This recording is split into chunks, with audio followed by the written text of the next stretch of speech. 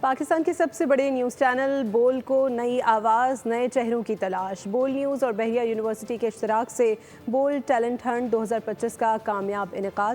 Report کر رہی ہیں مریم حسن۔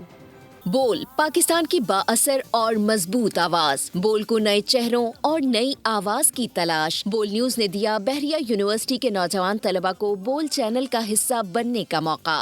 یوم تکبیر اللہ اکبر، وہ دن کے جب خطے میں طاقت کا توازن قائم ہوا، پاکستان نے ایٹمی دھماکے کی اور پائیدار امن کی بنیاد رکھ دی۔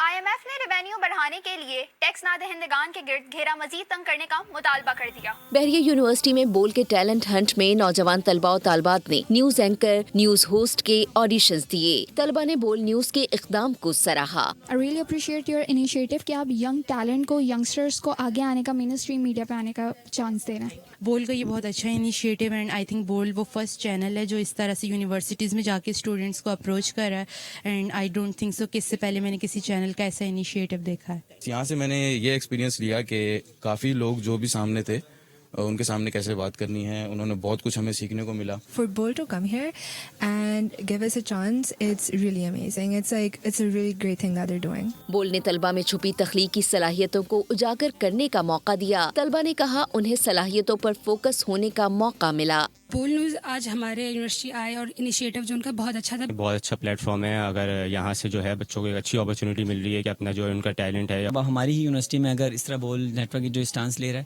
اس کا بہت فائدہ ہوگا۔ اپرچونیٹیز نہیں ملتی اس طریقے سے، تو اگر اپرچونیٹیز مل رہی ہیں تو یہ بہت اچھی بات ہے اور لوگوں کو بہت اچھا ایکسپیرینس۔ سبسکرائب کریں اور بیل دبائیں تاکہ کوئی خبر رہ نہ جائے۔